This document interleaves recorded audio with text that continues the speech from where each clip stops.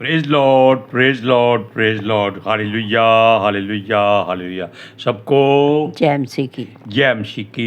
परमेश्वर, हमारा परमेश्वर जो सबका परमेश्वर है, वो चाहता है कि हम उसके प्रिय पुत्र यीशु की मानद बन जाएं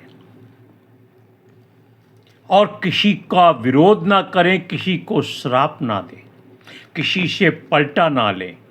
हालेलुया। आज के सुसमाचार के लिए परमेश्वर की बेटी प्रार्थना करेगी। सबको जय मसीह की।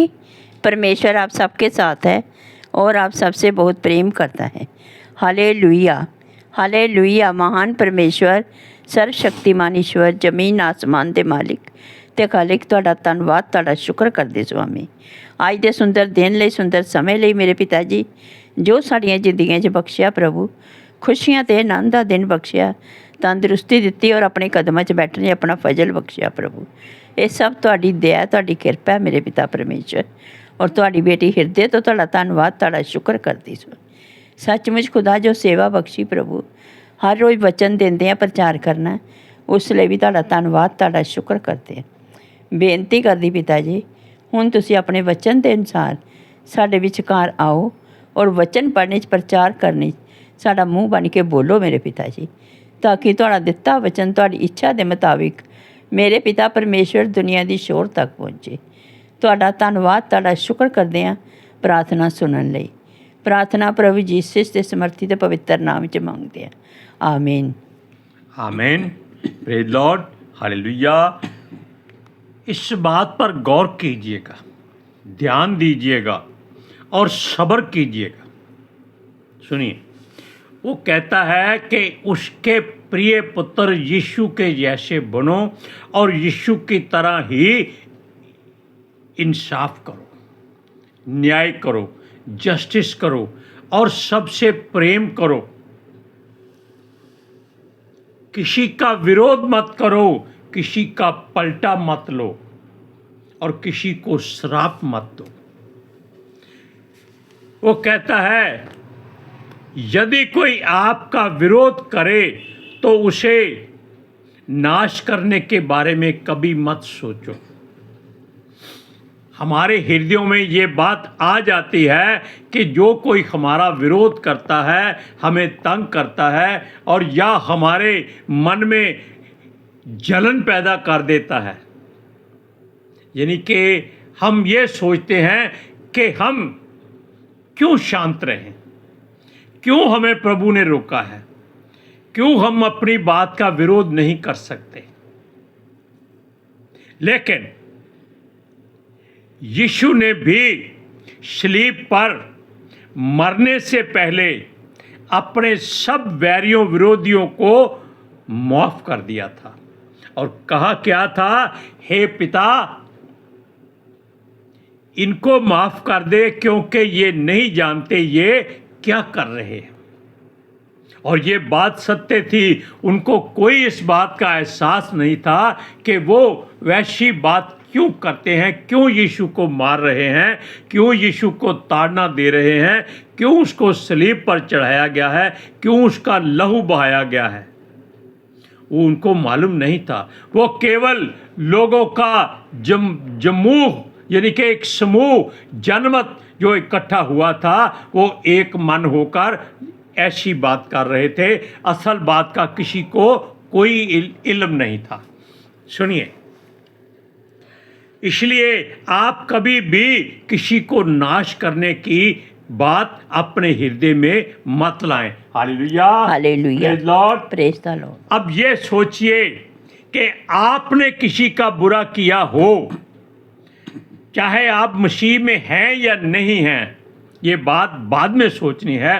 पहले ये बात सोचिए कि हम अगर उसकी जगह हों, उसका कुछ नुकसान किया हो और वो आपको नाश करने की बात सोचे, तब आप क्या महसूस करेंगे। वो आपसे समर्थी हो, बलशाली हो, धन संपत्ति वाला हो, रुतबे वाला हो, जहां आपकी पेश नहीं चलती, तब आप क्या करेंगे। तब एक ही मार्ग है, जीसस, यीशु मसीह, यीशु नासरी, यीशु गलीली।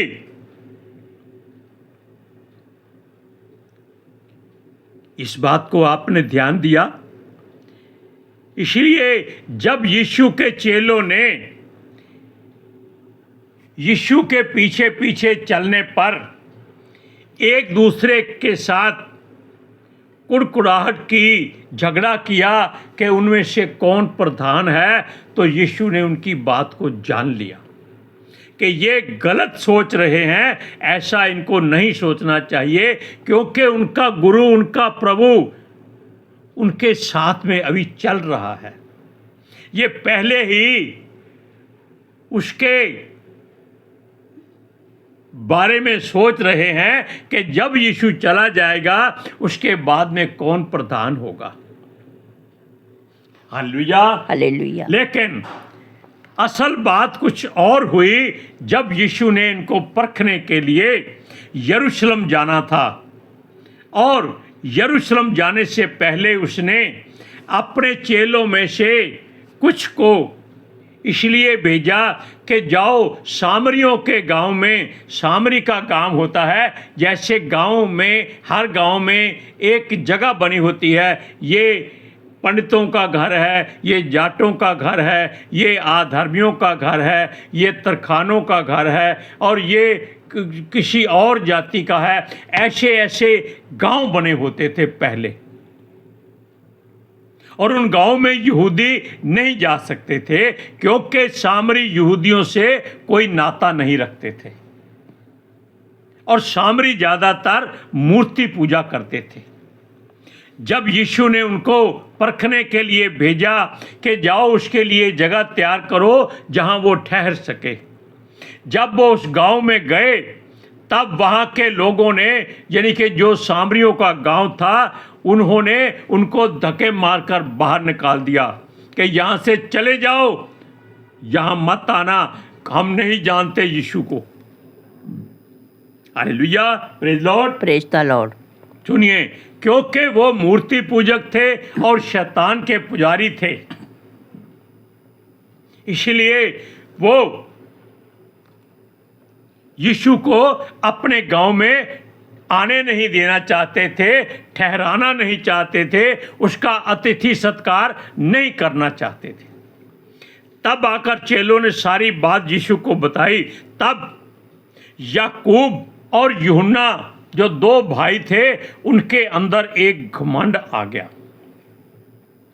क्योंकि उन्होंने एलिया के बारे में पढ़ा हुआ था, जाना हुआ था कि उसने आग बरसाकर 50-50 सिपाहियों को उनके सरदारों समेत स्वर्ग से आग बरसाकर जलाकर नाश कर दिया था। उन्होंने कहा, हम भी यीशु मसीह के चेले हैं।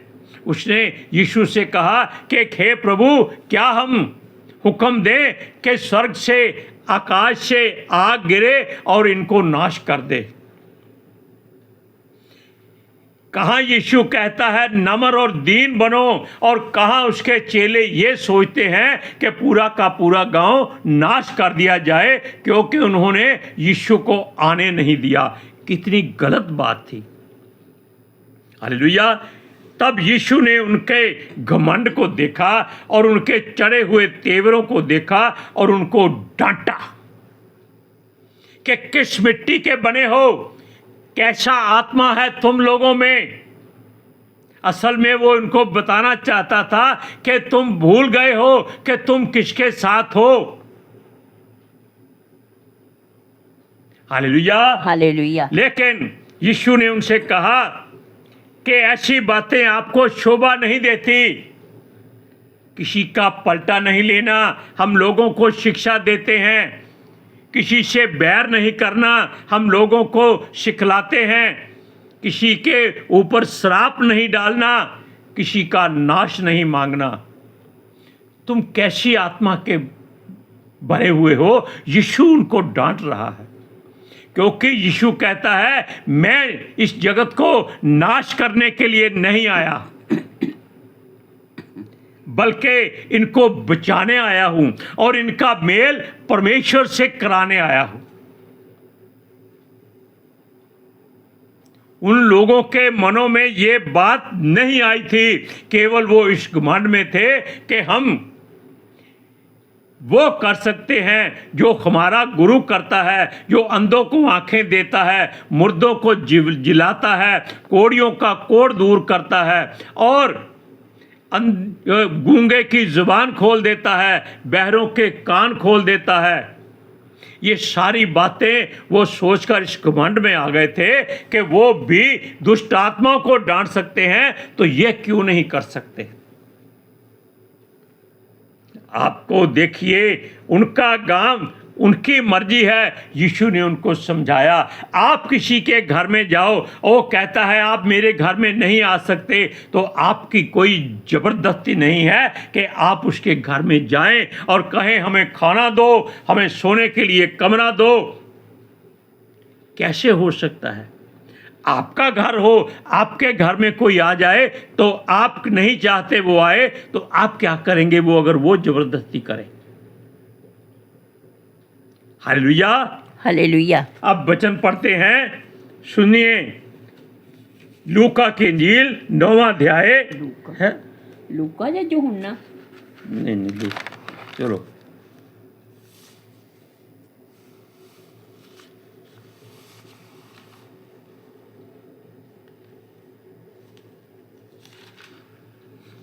वो प्रभु ने वचन बदल देता। लूका की इंजील 9वां अध्याय उसकी 50 तो 56। देखो, हम कुछ और बोलने वाले थे, हमको वो याद ही नहीं है। हालेलुया। हमने बोलना था कि सत्य कड़वा होता है, लेकिन प्रभु की मर्जी क्या है अब आप जान लीजिए कि जो परमेश्वर चाहता है वो वचन आपको बोलना पड़ता है। लूका की इंजील कर दो।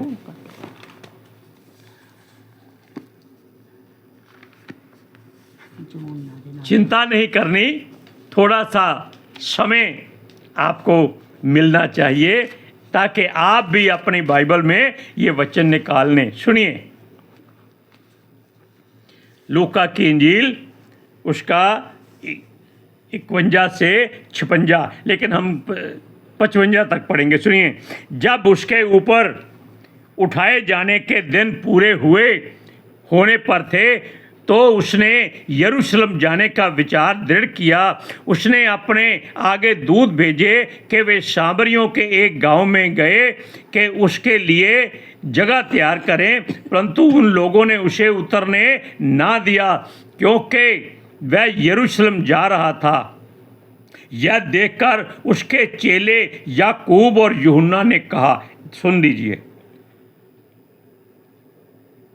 हे प्रभु, क्या तू चाहता है कि हम आज्ञा दें कि आकाश से आग गिरकर उन्हें भस्म कर दे?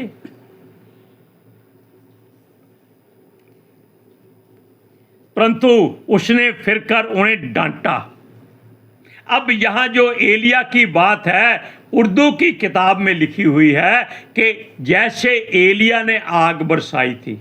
जो हमारी उर्दू की किताब है उसमें, इसमें नहीं है, उसमें है। लेकिन और कहा, तुम नहीं जानते हो कि तुम कैसी आत्मा के हो, क्योंकि मनुष्य का पुत्र लोगों के प्राणों को नाश करने नहीं वरन बचाने के लिए आया है। अब ये बात आप सोच लीजिए कि परमेश्वर की मर्जी क्या है, ना आप जानते हैं ना हम जानते हैं। ये सच्चाई आज आपके सामने है। हालेलुया। अब देखिए, यहां हम बता दें कि यीशु को चेलों पर नहीं पर उनके व्यवहार पर और उनकी जल्दबाजी पर क्रोध आया था। Hallelujah, hallelujah. सुनिए, और वो जान गया था कि शैतान ने उनको ऐसा करने के लिए उकसा दिया है, भरमा दिया है कि वो हुक्म दे आकाश से आग गिरे और ये लोग नाश हो जाएं और यीशु का क्या हो, इंसाफ रुक जाए। और यीशु को बेइज्जत होना पड़े, लेकिन यीशु हर बात को पहले जानता था।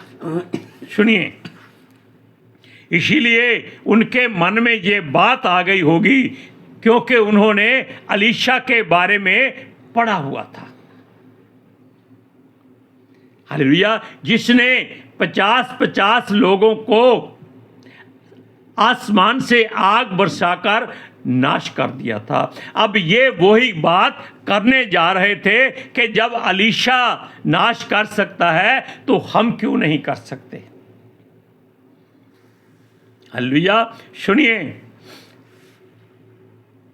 क्योंकि वो लोग जो पुलिस वाले या सिपाही थे वो एलिया को गलती माफ करना, एलिया को पकड़ने के लिए आए थे। ये वहां के राजा का हुक्म था, लेकिन उन सिपाहियों का दोष नहीं था क्योंकि वो अपने राजा के हुक्म पर आए थे कि एलिया को पकड़ा जाए। अलीशा निकल गया मुंह से, हम इस बात के लिए क्षमा मांगते हैं। सुनिए, अब यीशु मसीह उनको ये समझा रहा था कि ऐसी बातें नहीं करनी, ना हमको पलटा लेना है, मगर यहाँ तो केवल उन्होंने इनकार किया है। वो यीशु और उसके चेलों को अपने गांव में नहीं आने देते, ये उनकी मर्जी है, उनकी इच्छा है। और ये बात यीशु जानता था, इसीलिए वो अपने चेलों को ये बात समझाना चाहता था कि किस तरह से व्यवहार करना है उन लोगों के साथ जो तुम्हारा विरोध करते हैं।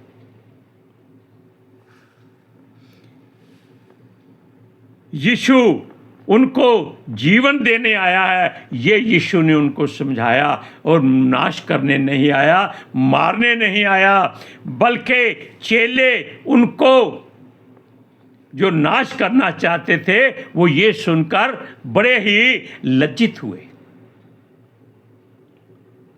हालेलुया। सुनिए, और यीशु ने उनको अपने तरीके से समझाया कि अपने लोगों से अगर आपने बात करनी है तो पहले उनको यीशु के बारे में बताओ कि आओ देखो कैसे यीशु मसीह ने संसार के बाकी लोगों को चंगा किया है। आपके गांव में कोई ऐसा है तो ले आओ, यीशु आपके द्वार पर खड़ा है, खटखटा रहा है और वो आपके साथ भोजन करना चाहता है। तब उनके मन में बात आ जाती, लेकिन उनके समझाने का तरीका गलत था। अब देखिए, यीशु इस बात को जानता था कि ऐसा होगा, उसके चेले ऐसी आत्मा से भरमाए जाएंगे और वो हो सकता था स्वर्ग से आग बरसात कर ऐसी बेतुकी बात कर देते, वो कर देते तो यीशु को करना पड़ता, क्योंकि यीशु ने यूहन्ना में कहा है जो कुछ तुम मुझसे कहोगे वो मैं करूंगा। इसीलिए उसने उनको समझाया कि मैं नाश करने नहीं आया, बचाने आया हूं और उनको पिता परमेश्वर से मेल कराने आया हूं, क्योंकि उसने वचनों में भी कहा है, मत्ती की इंजील वचनों में भी कहा है 5वां अध्याय कि जो वो धन्य हैं जो मेल कराते हैं। मेल किससे कराना है? कोई रिश्ते नहीं जोड़ने, कोई ब्याह शादियां नहीं करानी, परमेश्वर से मेल कराना है, पवित्र आत्मा जी से मेल कराना है। हालेलुया। जैसे परमेश्वर ने आजकल अपने एक प्रेरित सूरज प्रमाणी को इसी बात के लिए रखा है कि वो लोगों का परमेश्वर के साथ मेल कराए। इसीलिए लोग उसको पूरे हिंदुस्तान में नहीं बल्कि दुनिया में अपनी कलीसियों में बुलाकर प्रचार कराते हैं, उसकी शिक्षा सुनते हैं। असल में मैं बता दूं कि वो जानते हैं कि यीशु मसीह इसके अंदर से बात करता है। वो चाहते हैं कि इसके द्वारा यीशु मसीह उनके कलीसियों में आए और लोग बचाए जाए। और सुनिए, वो कहता है धन्य हैं वो जो नम्र हैं, क्योंकि वो पृथ्वी के अधिकारी होंगे। यीशु मसीह उनको समझा रहा है और उन लोगों को यीशु से मेल करा देंगे। और वचन में भी लिखा है धन्य हैं वो जो मेल कराने वाले हैं, क्योंकि वो परमेश्वर के पुत्र कहलाएंगे। आप वचन को पढ़िए, मत्ती की इंजील 5वां अध्याय उसकी 5वां और 9वां वचन, ध्यान से सुनिए। धन्य हैं वे जो नम्र हैं, क्योंकि वे पृथ्वी के अधिकारी होंगे। धन्य हैं वे जो मेल कराने वाले हैं, क्योंकि वे परमेश्वर के पुत्र कहलाएंगे। ये वचनों में लिखा हुआ है। इसलिए जो परमेश्वर चाहता है वो आपको करना पड़ता है। आपको नहीं मालूम होता कि आप क्या कर रहे हैं। इसीलिए आप नम्र बनिए, वैर विरोध मत कीजिए। कोई आपको सताए तो उसके लिए दुआ कीजिए। आज के सुसमाचार के लिए परमेश्वर की बेटी प्रार्थना करेगी। Hallelujah, thank you Jesus, thank you Lord, thank you पितर आत्मा जी। ਤੁਹਾਡਾ ਧੰਨਵਾਦ, ਤੁਹਾਡਾ ਸ਼ੁਕਰ ਕਰਦੇ ਸੁਆਮੀ, ਸਾਡੇ ਵਿਚਕਾਰ ਆਉਣ ਲਈ, ਬਚਨ ਪੜ੍ਹਨੇ 'ਚ, ਪ੍ਰਚਾਰ ਕਰਨੇ 'ਚ, ਸਾਡਾ ਮੂੰਹ ਬਣ ਕੇ ਬੋਲਣ ਲਈ ਪਿਤਾ ਜੀ। ਤੁਹਾਡੀ ਬੇਟੀ ਹਿਰਦੇ ਤੋਂ ਤੁਹਾਡਾ ਧੰਨਵਾਦ, ਤੁਹਾਡਾ ਸ਼ੁਕਰ ਕਰਦੀ ਸੁਆਮੀ। सचमुच खुदा ਤੁਹਾਡਾ ਦਿੱਤਾ वचन ਤੁਹਾਡੀ ਇੱਛਾ ਦੇ ਮੁਤਾबिक ਮੇਰੇ ਪਿਤਾ ਪਰਮੇਸ਼ਵਰ ਦੁਨੀਆ ਦੀ ਸ਼ੋਰ ਤੱਕ ਪਹੁੰਚੇ। ਲੋਕ ਸੁਣਨ ਔਰ ਸੱਚਾਈ ਨੂੰ ਜਾਣਨ ਔਰ ਸੱਚਾਈ ਉਹਨਾਂ ਨੂੰ ਆਜ਼ਾਦ ਕਰੇ ਪਿਤਾ ਜੀ। ਮੈਂ ਤੁਹਾਡਾ ਧੰਨਵਾਦ, ਤੁਹਾਡਾ ਸ਼ੁਕਰ ਕਰਦੀ ਹਾਂ ਸੁਆਮੀ। ਔਰ ਤੁਹਾਡੇ ਬੱਚੇ ਹਮੇਸ਼ਾ ਤੁਹਾਡੇ ਅਨੁਗ੍ਰਹਿ ਵਿੱਚ ਬਣੇ ਰਹਿਣ। आमीन आमीन। Praise Lord, hallelujah. सबको जय मसीह की। जय मसीह की।